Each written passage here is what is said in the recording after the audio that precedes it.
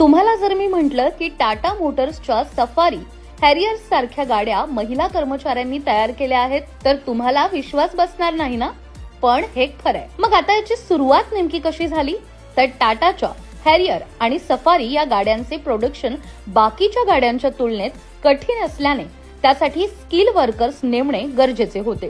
तरीही टाटा मोटर्सने त्यावेळी हे काम ग्रामीण भागातील महिलांकडूनच करायचे ठरवले. मात्र यासाठी त्यांना अनेक प्रॉब्लेम्सचा सामना करावा लागला. यामागे ग्रामीण मानसिकता, मुलींच्या लग्नाची घाई, त्यांची सुरक्षा यामुळे मुलींना कामावर पाठवायला पालक तयार नव्हते. मात्र टाटा मोटर्सनेही हार मानली नाही. त्यांच्या काउन्सिलर्सनी मुलींच्या आई वडिलांना त्यांच्या राहण्याची, जेवणाची, सुरक्षेची हमी दिली आणि 2021 ला 300 मुलींसोबत पिंपरी चिंचवड येथे वुमन इन ब्ल्यू हा प्रकल्प सुरू केला.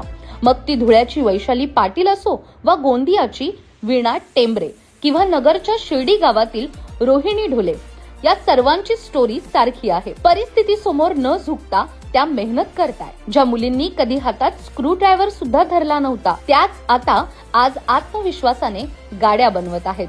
सलाम त्यांच्या कर्तृत्वाला आणि जिद्दीला.